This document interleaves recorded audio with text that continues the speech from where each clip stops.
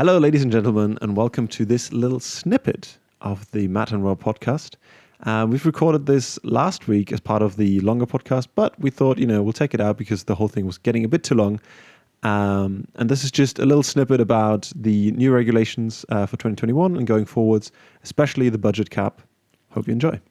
Yep. Yeah, like the sort of the hoping for like teams like Renault and like Haas, I guess, like all the sort of lower ones, or people like in the mids now, even Ferrari, weirdly enough. Obviously for them it's different. Yeah, but like hoping is that sort of next year or the next upgrade can obviously bring something new to the car, and that's really good. And for the next season, Formula One is actually introducing a budget cap, which I find really interesting. Just off the bat, before I go into like anything sort of about that, what do you think about the budget sort of restraints and things like that? But I think it's great. I think that definitely needs to come at some point, because like there is so much like huge differences between like the top teams and like the teams that are like way smaller. Like the difference in size is insane, and budget is insane. So like it's kind of obvious why there is like the top three and whatever, like the other teams, and like a midfield, and then definitely like the teams that are struggling. It's been like years that it's always been like that. There was always been like the Saubers and the Marussia, and there's always been like these teams that came in, didn't stay for long, but they were like so much struggling that had to find like sponsors or got bought by someone else. So I think a budget cap is always good, just like to tighten like the differences, especially just in research and development and how much the team can actually have an impact on the car. I think it maybe hopefully can help bring like more like diversity in like the podiums, and at least the top 10, that would be great to just see a bit, every week like a different face, and that'd be great just to give a chance to and then, more drivers I think that would also go a long way for making like strategy calls and other things like that, and like gambles sort of more rewarding, because even if the way Haas gambled and like was ahead, that obviously doesn't help them very much if their car's just not performing very well. But if the car's closer to other teams, then they have a bigger chance of that paying off. It brings just the field closer. I think having lap, like having the lead lap everyone up to like the fourth place, whatever, is insane. I mean, it's ridiculous to have like that much of a gap between first and fourth. It's just too much. Yeah. 100%. So even to like just for people that don't know, so the cap or the budget differences for some of the teams is like, I think Ferrari is at like around $400 million what they spend yearly on their F1 team. So that's for like development and all that kind of stuff, and like the cost for Vettel and Leclerc goes into that budget, and then Mercedes is around that as well. I think there's a bit higher for this year. It's kind of the same, yeah. Yeah, kind of the same. And the lower end teams like Williams and Haas like that, they're around the 150 million, which is a huge difference. Absolutely. Yeah, it's massive. Oh my God, like that's such a huge difference in scale and everything like that. So the FIA and all the teams have sort of agreed on this budget cap, which is coming into effect next year. And it's every team is sort of allowed to spend $145 million, which is still a ton of money, on the development of the car. There's sort of certain things that they can spend a bit more money on. I think the drivers aren't included in that, so I think they can. They're not included. Yeah. Right. It's so the idea is that you have a budget cap for anything that makes the car quicker. Yeah. I mean, obviously the driver talent and everything like that will make a difference, but at least it's not included. I think that makes sense. Yeah. Right, and for a lot of drivers, even drivers that are very good, they would probably prefer.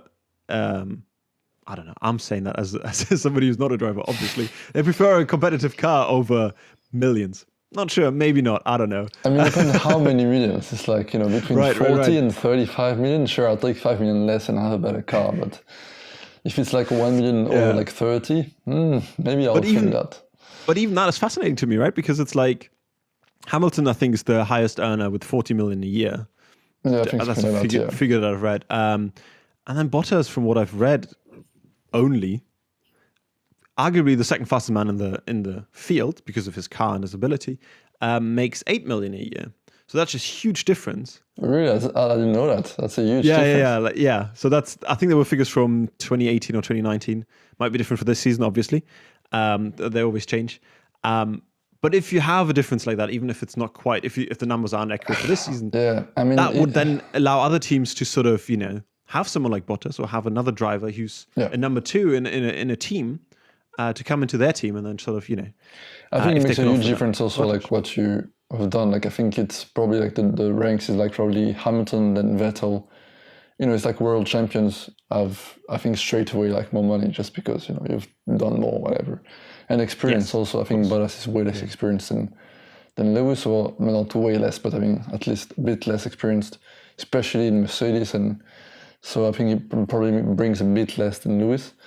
And even image-wise, I think Lewis is like worldly, like globally famous and whatever. So also image-wise, I think it's kind of makes sense why the difference is there. I didn't know it was that huge of a difference. So that's what I've read. Maybe he got to renegotiate it this year, but who knows? That's the numbers that I've read. I have to have another look. Don't quote me on that, but like that's the sort of the differences that I saw. It's not bad. I mean, 8 millions. I'll take it to drive an F1 car. It's okay. I'll take 5. Don't get me wrong. Obviously.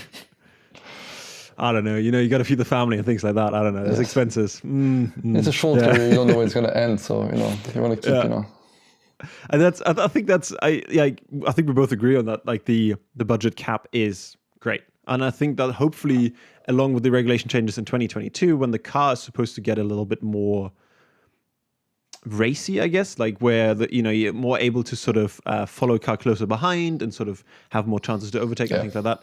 That would hopefully give us the racing and the races that we want, where it's just a bit more interesting, where you have that wheel-to-wheel action all the time, or more often and so. And and the car will be simplified too in 2022. So it will also help with the budget cuts, I guess, because now you have very, very complex cars with very complex aerodynamics and stuff like that. So it kind of makes sense why you want to spend so much money, because there's so much research going into that. But if the car needs, like by the rules, is way simplified, then I guess there's less pieces to figure out, and you have less room to like put this little extra wing on whatever, or a side pod, like whatever. So I think it's also helped with the less budget, like having a simplified car, just so it makes sense to have less money and you actually make a very like competitive car with less money.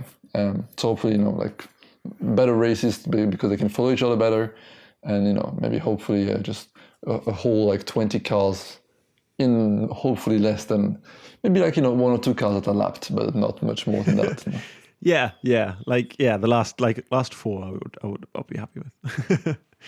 But and I think that would just like improve the racing so much, and just to make it more interesting for fans as well, and you sort of have a bit more of a, not a gamble, but it really depends on your weekend's performance, and sort of if the driver's good at a track, which some drivers prefer certain tracks.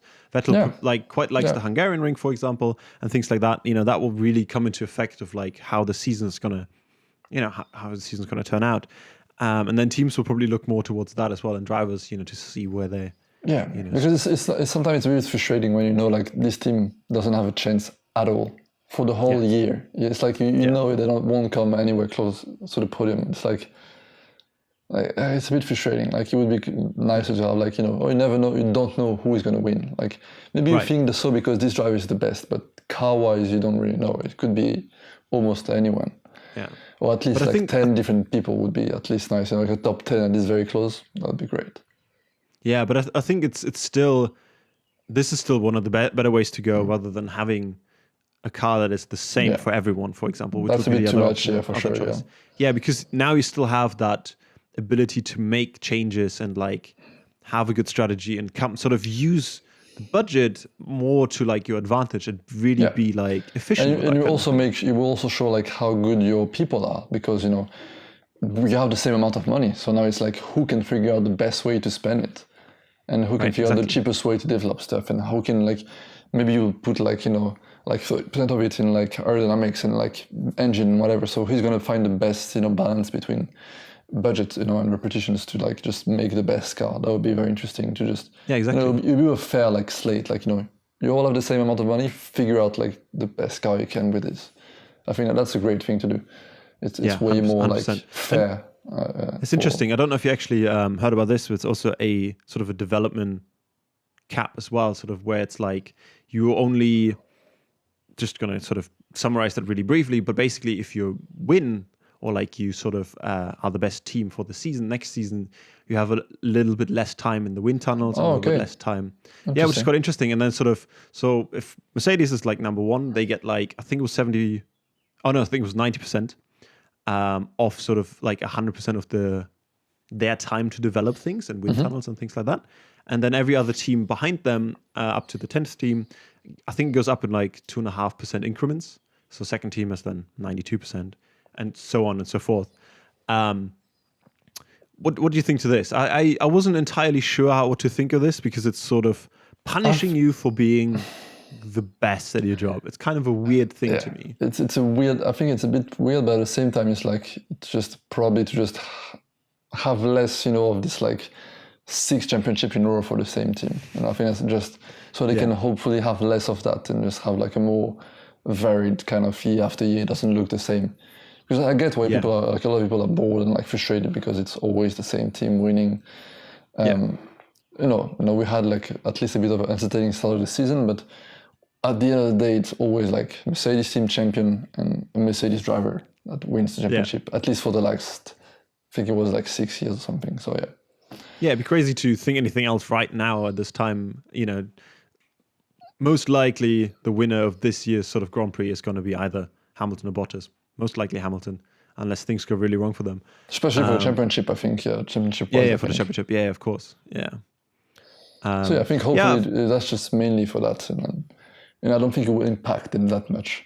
Again, I think it also will show, like, it will go how to show, like, how good your people are, because, you have less time. Can you make, still great effort with it? So exactly, yeah. And I think sort of the idea is good, and Formula One and the FIA are going to review that.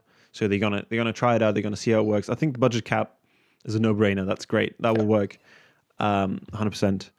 But then to see, if any other caps and any other sort of handicaps that teams get, for winning, if they're not like, I don't know, a bit much, or sort of, because you're being punished for winning, it's kind of a hard one. But yeah, and also the did I already mention that the engines are staying the same as well? Okay, yeah. So because usually, or like the last time we had a big change was 2014. And that's always sort of the thing when there's a huge regulation change. Usually there's a good opportunity, because it sort of levels the playing field again, right? Most people start from scratch. There's a good opportunity for other teams to sort of find something, and have like the advantage and like finding, I don't know, a good package overall for their cars that works better than established teams. But the engines are staying the same, which I think is part of the reason, like with the budget cap. I think that works really well in this case. And then 2022 is a whole new car anyway with the same engines. So we'll have to see. I think that's probably a whole new car is probably enough. I think the only thing that a new engine could have bring to the sports would be maybe new manufacturers that would be interested in, like, as everyone is going to have to restart from scratch, maybe someone new would have been like, oh, maybe it's our time to just jump in, because, we were the same level as anyone else. But, I think, a whole new car is enough work for the teams to figure out already. Yeah.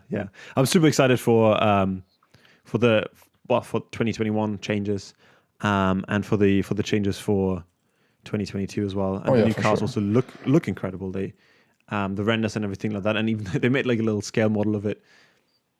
Looks fantastic. Should be cool, yeah. Interesting to see. But I'm also excited for the next race. Yeah, Silverstone twice in a row. Silverstone twice in a row again. Yes. I don't know if they're going to call it something different. Oh, they are. So it's the British Grand Prix, right? Yeah, and then it's the 70th anniversary Grand Prix. I think it's what they call it. 100th anniversary. No, 70th. 70th? I'm not sure. Yeah, 70th. Yeah, I've got it in front of me. 70th. Okay, it's 70th. It's been 70 years for F1. If it's longer than that. I don't know. Anyway, that's why is it 100? I don't know. I'm not sure. It's 70th. That's it. You're right. So they're calling it the 70th Grand Prix, whatever. I don't know if it's actually because of. And we need to at least look into that. But anyway, the 70th Grand Prix in Silverstone, so twice, 2 weekends in a row, What do you think of that? Did you like what Austria did with it? Like, did you like the two I races think in a row? we or- had two great races, so hopefully Silverstone is the same. Yeah, Again, weather would have a great impact on it that. is in you the UK, right? So rain is always know. Great just around the chances of rain, so that would be very cool. I think that would make the difference. I think if you have two like dry weekends in a row, probably won't have two very interesting races in a row. I would say. Just who knows, maybe with crashes and stuff, but otherwise. sure. I think if you figure out the balance in one weekend, you can find some tweaks to do for the second one, but it's not going to change like drastically over the second weekend. So hopefully one or the other is wet or both are wet, which would be insane. Always like a race in the rain, qualifying in the rain. Great. It's. I think we can have qualifying in the dry, it's fine, but qualifying in the rain, race in the rain is always super interesting.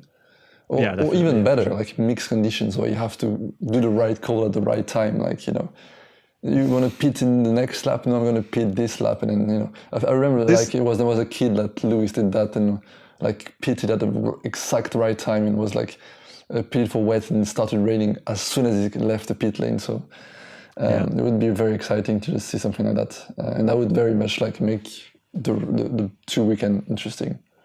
100%. Yeah. I don't know that whole idea. I mean, obviously, for teams, it's stressful. It's a nightmare, right? Like they do their best they can to get the cars ready for a dry race, and the cars perform best in the dry. But for fans and anyone watching, it's really interesting to see that. And that goes. I don't know. That maybe we should add that to the list of things F1 could do to improve. Just have one wacky race. Call it the wacky race. That'd be fun. Because years back they had the idea of introducing sprinklers in some corners to just wet the track down. This is true. This is a fact. Don't quote me on this. But yeah, just to make the race more interesting to see what happens. But something like that would be hilarious when teams get told in 5 laps or in 5 to 10 laps it might rain. That might be like the wet track. Like this corner is going to be wet, and that's it. Yeah. Oh, I mean, no, like obviously there has to be safety and sort of things. like some oil is going to be poured onto the racetrack. There'll be oil and nails. Yeah. Just find your way through. Somebody's throwing banana peels, shells, green, blue, red shells. Yeah, but, but it could be the most exciting race that F1 has ever done. You never know. You got to try these things. F1, if you're listening. I think just maybe a reverse grid would be interesting. Like a complete reverse, like all the reverse grid, like F2, where the top 10 is reversed, no, the top 8 is reversed, or like a complete reverse grid, like from last goes to first, and that would be interesting too. I think they thought about that for the 2 in a row. They didn't go for it because probably the teams were not very happy with it. Let's be fair. Why? I don't know who, why, but I bet Haas and Williams were very happy with it. But Williams were like, for sure, let's do that. And we start with 10-second head start. We have a 30-second head start. I wish they would do the idea that I had, where they just drive the track backwards. That'd be interesting too. Maybe a reverse grid with a reverse track.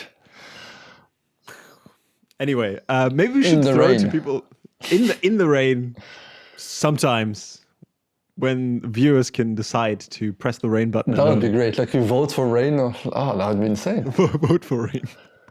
You can vote for the driver of the day and rain. Yeah, in Formula E, you can vote for your driver so he has a boost. Like for his car. A boost, right? So you could do the same thing for rain. If it gets to 50%, the majority votes for rain, it rains for 10 laps. That would be great. If anyone who's watching this has any suggestions for what they should do, write it in the comments. Let us know. Send us an email at I don't know the email address. Don't send us an email. Just put it in the comments and let us know.